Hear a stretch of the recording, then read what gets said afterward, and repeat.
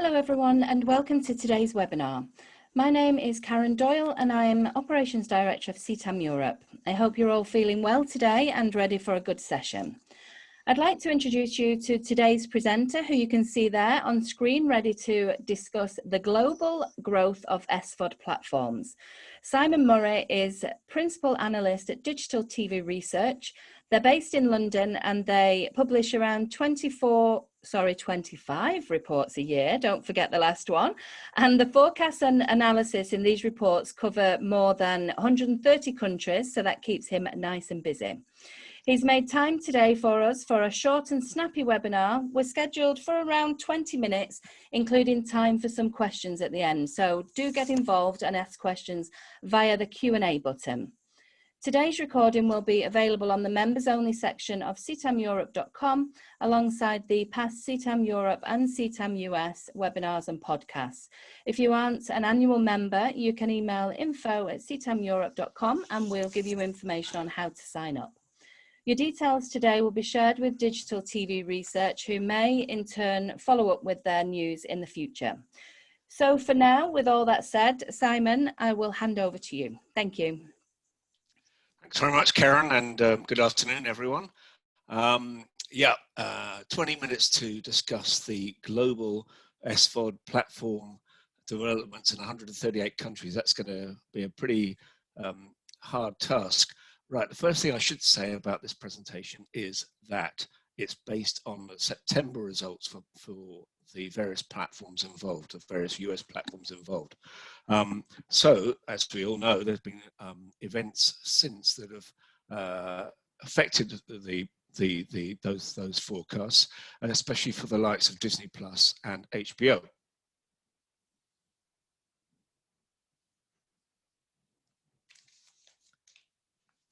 So,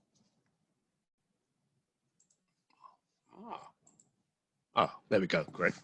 Okay, here we go. So, based on the September figures, these are the subscription forecasts that we have for the top 5 countries around the world. All of the countries will experience strong growth. These figures, by the way, are only for paying subscribers. They don't include people receiving promotions or trials. We forecast for the world, 138 countries, that the total number of subscriptions will reach 1.23 billion by 2025, and that's double from the figure in 2019. And we expect that the total will increase by 175 million in 2020 alone. Now, from our forecast, you'll see that India is one of the fastest growing countries of the top countries by tripling its total.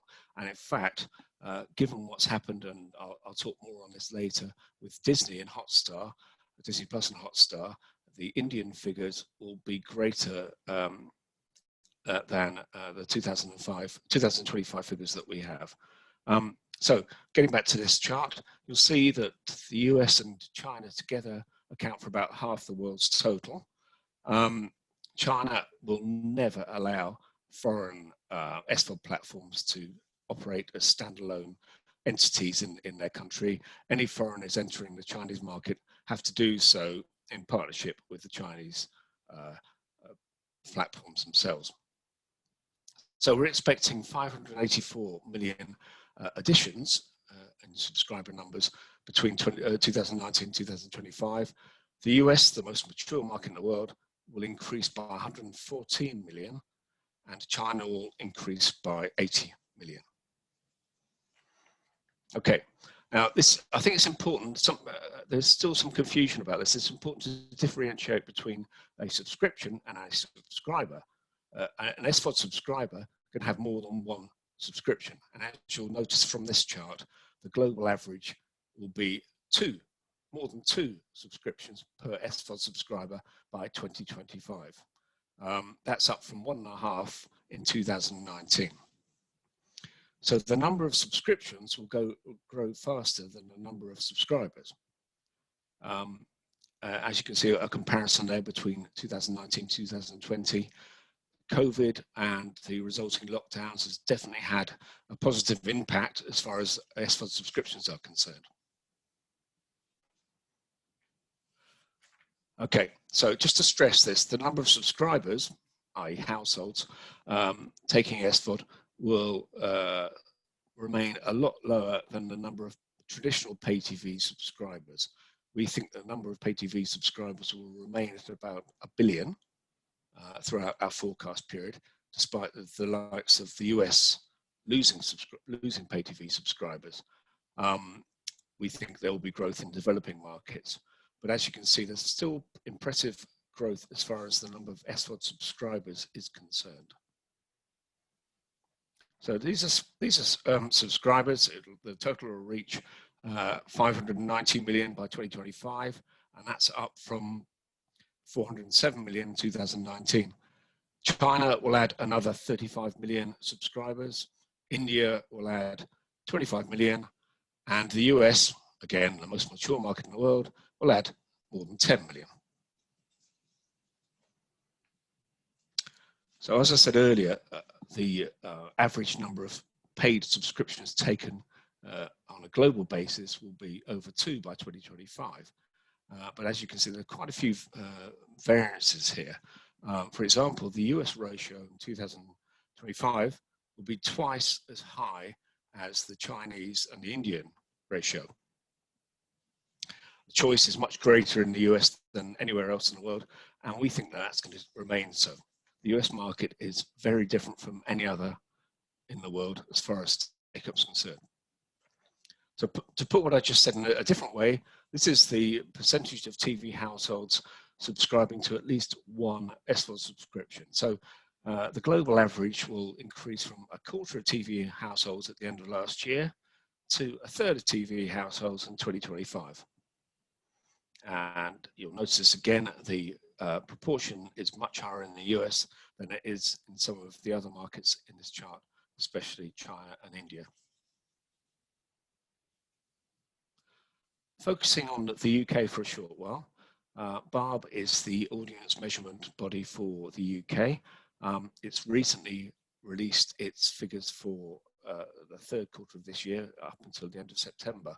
And if you look at the 2 columns towards the right of this chart, you'll notice quite a swift uptake in subscriber numbers during the first 9 months of 2020.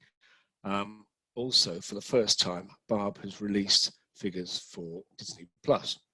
Disney Plus had about 4 million subscribers at the end of September. Pretty good going considering it started in November 2019.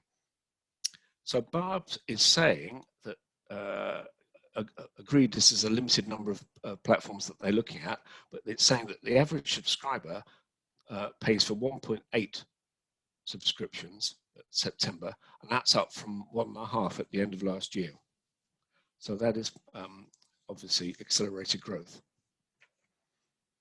Now, 3 platforms will take half the world's total subscriptions by 2025. That's despite no entry into the Chinese market and despite the fact there will be limited entry into the Russian market. Together, China and Russia account for 29% of TV households. That's 500 million TV households that these major global players won't be getting much of a chance to target. And it's a big chunk of the world's total. Netflix will add 107 million subscribers between 2019 and 2025, Disney 163 million, and Amazon 69 million. As I've said before, these figures are low for Disney Plus and HBO because they're based on the September results. I will talk more about developments for both of those companies later on. Okay, Netflix will remain the world leader. It will add 107 million subscribers between 2019 and 2025. The US, as you'll see from the pie chart, will still command about 1/4 of its total subscriber base by 2025. And in fact, the US will add 13 million subscribers between 2019 and 2025, showing there is still growth to be had even in the most mature market. we estimate that Netflix will have revenues for its subscription services of $37 billion by 2025. And that's up from 20 billion last year. An extraordinary growth, but also providing Netflix with quite a lot of base and budget for its content growth.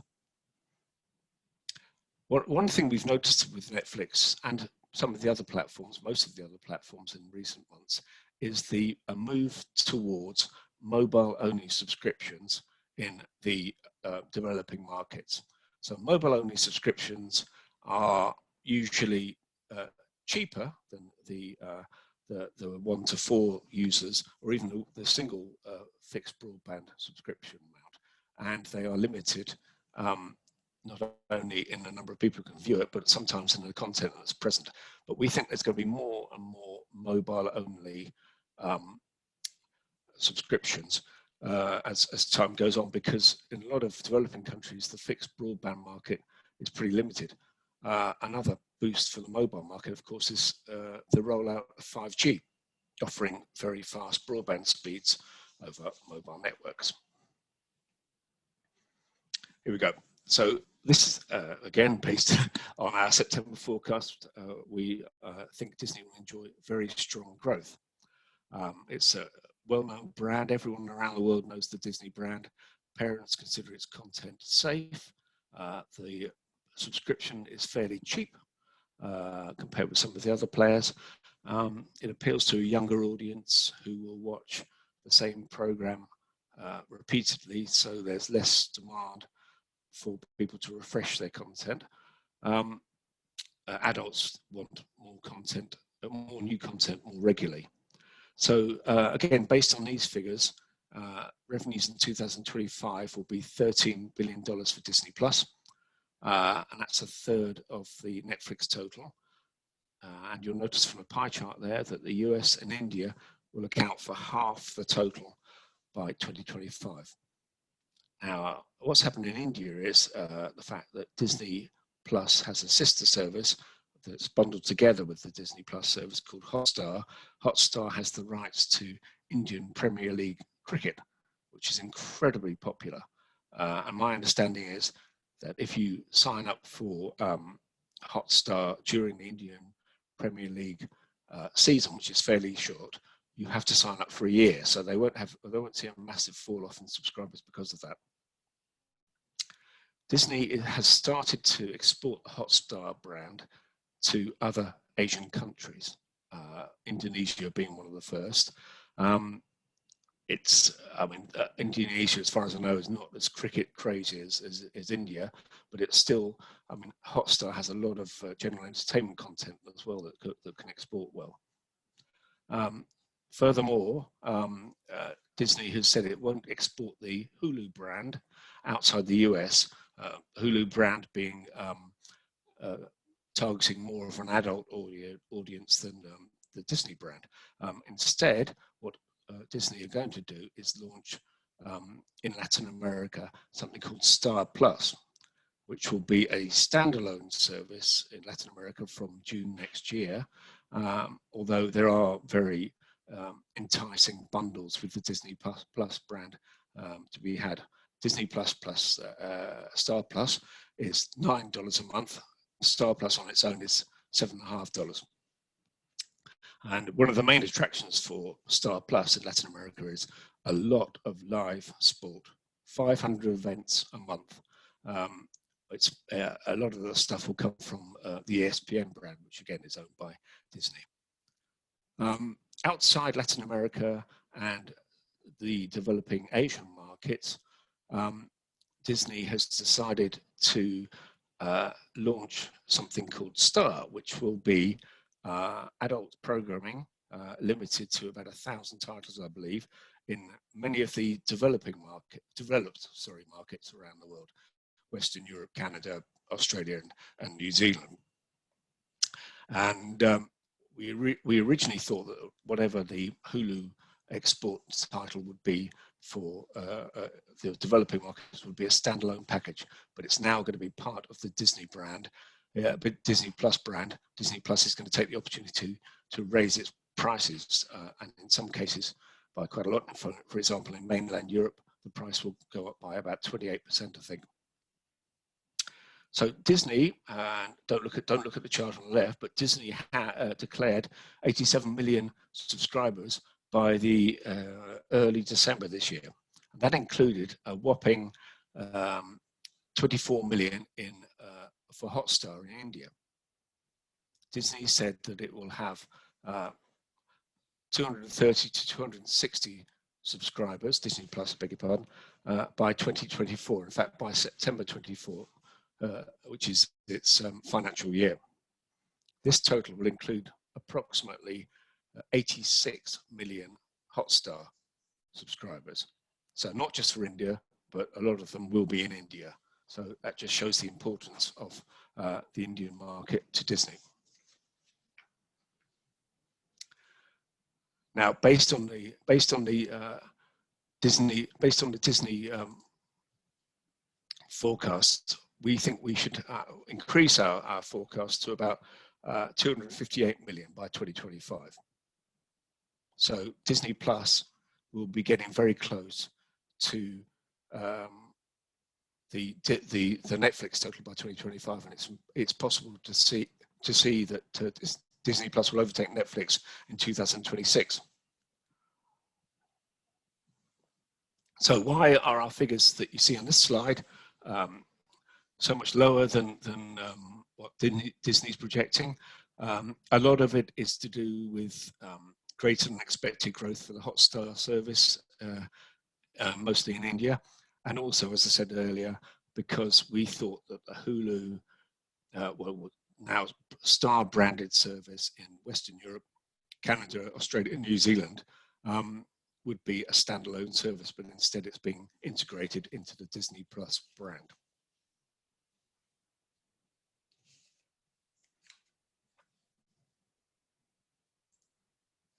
Okay, HBO Max.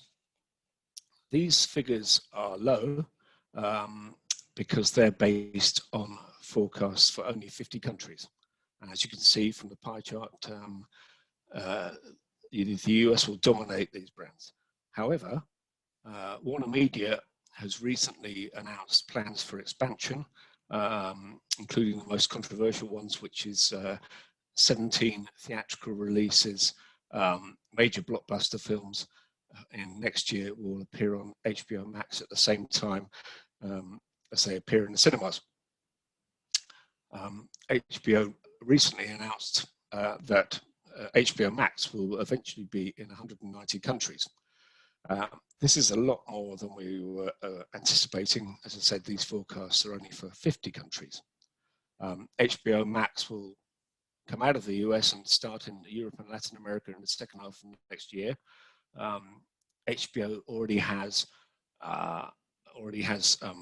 operations in Eastern Europe, the Nordic countries, Spain, Portugal, Latin America, and Asia Pacific. In fact, it has about 40 million subscribers worldwide. However, HBO has signed exclusive deals with several major operators in developed markets that we initially thought would exclude it from launching HBO Max. For example, HBO has long-term contracts with Sky in Sky's 5 countries across Europe. However, what we think is going to happen now is HBO and Sky will launch the HBO Max brand as a standalone platform.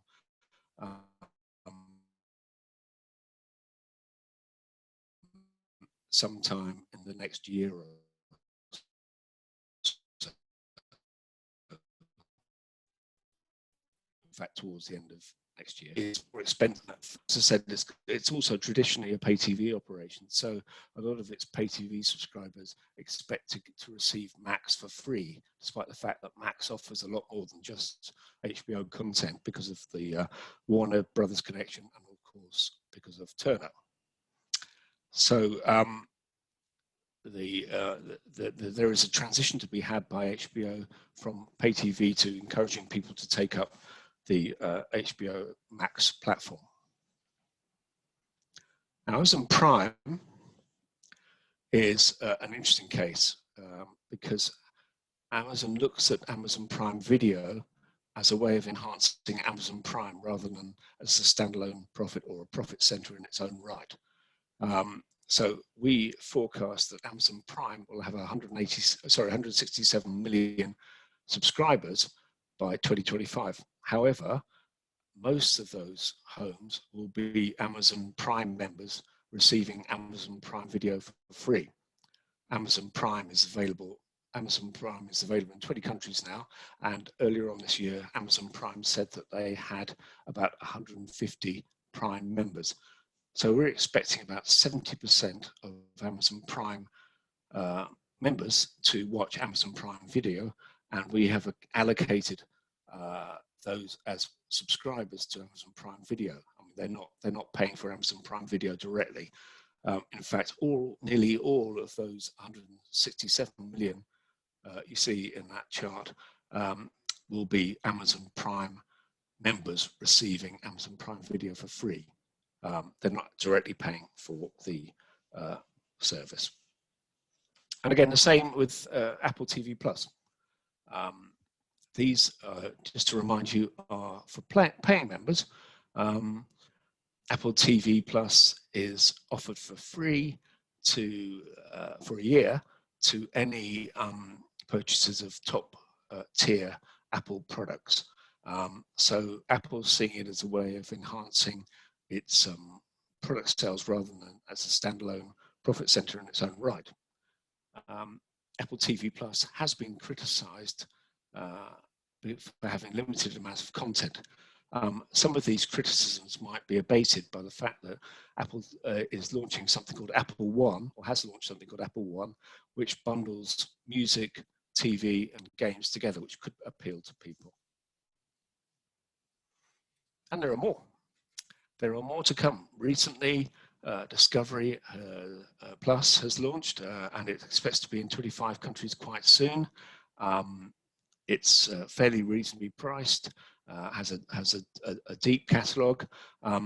It's being offered free to Sky Q customers in the UK for a year, which is pretty generous. The NBC's Universal's Peacock has yet to launch outside the US and has not announced any plans to launch outside the US, although it seems probable. They have recently declared 26 million users, although they failed to declare how many of those were actually paying for the service in the States, but it's still quite a good take up from very early base there. Star, we have discussed, is a sister company to Disney Plus, and Viacom expects to launch Paramount Plus, which won't just be the Paramount content, but all of the Viacom content, including CBS, in early 2021.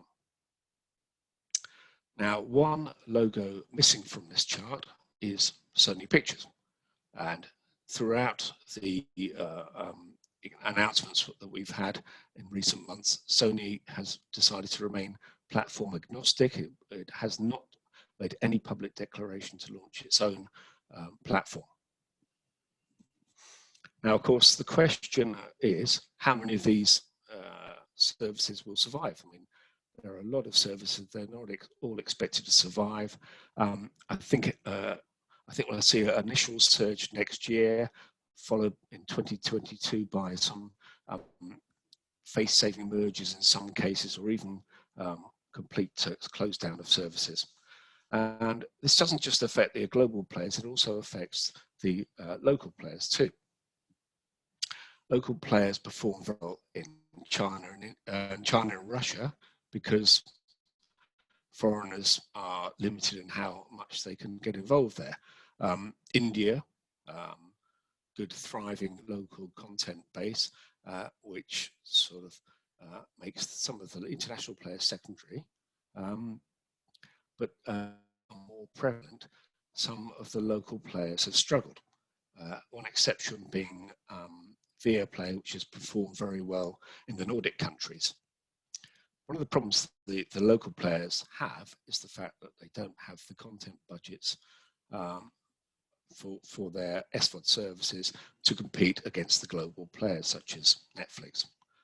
Right, okay, so that's the whirlwind of my presentation. Thank you very much, and I'll try and answer any questions that come up. I think there might be one. The average, okay, somebody is saying that the average in the UK looks very low, 2 to 3 by 2025. Okay, yeah, these are our forecasts are for paying subscribers only. So that's why the UK figures might seem a bit low. There are also some deals to be had. As I said, Discovery Plus, for example, is free to Sky subscriber for a year.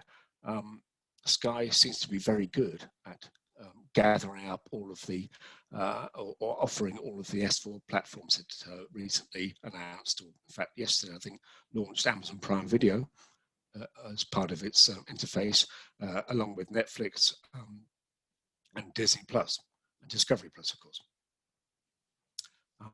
Let's see if there are any others. Okay, right. So, okay. Again, right, the next question I've got is AVOD going to impact on paid subscribers for SVOD? Well, it's a good question. I mean, in the States, a lot of the SVOD platforms offer a sort of hybrid system of a lower price for for access to the SVOD platform with ads, and then a higher, quite a lot of higher price for an ad-free service. I think by and large the AVOD platforms offer something slightly different than the SVOD platforms, in that they either enhance whatever's being shown on their free-to-air channels, or they rely more on their library output. I mean, I think that's changing slightly, and also, of course, there are linear channels on offer for some of them as well. So I don't think they're necessarily competing against each other, but it'd be interesting to see how much the AVOD platforms have an impact, how much the US-based AVOD platforms have an impact outside the US. My guess would be it's not going to be as much as the SVOD platforms will have outside the US. I think advertising markets are much more localized in some ways. So it'd be interesting to see how those US players fare when they go outside the US. Okay. Karen, I can't see any other questions unless I'm not looking. I've got one, Simon, and that was really good. Thank you. Really interesting and great facts and figures to look at as well. I've got one which is a bit of a personal thought for me. I've been missing taking the kids to the cinema. So do you think that this might be the end of cinemas as we know it now, with like Warner releasing Wonder Woman 1984 because the UK cinemas are closed, or will they all be bouncing back soon enough? Yeah, it's a very good point. I mean, the Warner Media announcement that its 17 Warner Brothers blockbusters will appear the same day and date on HBO Max as they are released in the cinemas, caused a lot of heartache in the industry. People thought overall revenues would be lower because obviously people. Because of the release window system, whereby the studios benefit from revenues from different sources. None of the other studios has said that they will go as far as that. I think Disney said the other day that they might do that for one or two examples. Yeah. Also, I think Warner Media was very careful to say that was only for 2021. Assuming that the COVID lockdown would continue with cinema closures for some months to come in Europe, I suppose, and in North America. However, back in 2022, I think people will be returning to the cinema, and I think we'll see a return somewhat to the older system. Yeah, I find that these days with the lockdown and everything, you are missing things that you never thought you would miss. You know, like because the cinema or the theatre now, you feel like you're missing things, but you would never have known that until now you're not able to go. So yes, thank Sure. you. Yeah. So hopefully you might be able to do a follow-up sometime in 2021 for us. Hopefully you might I'd do love a to. follow-up I'd love to. webinar. Excellent. So if any, It's a great industry. yes, yeah. If anybody has any more questions, Simon's email address is on there. And if you need to view the presentation again, it will be on the members only section of ctameurope.com. If you're not a member, you can email info@ctameurope.com and we'll give you information on how to join. So I hope you all enjoyed it. This is the last one for this horrible year of 2020. So we are all aiming now for a fabulous 2021. So our next webinar will be on the 13th of January, Wednesday the 13th of January. So until then, wishing you all a happy Christmas and all the best for the new year. And Simon, thanks again. It was really good. Pleasure. My pleasure. Thank you. Speak to you all soon. Bye-bye. All right.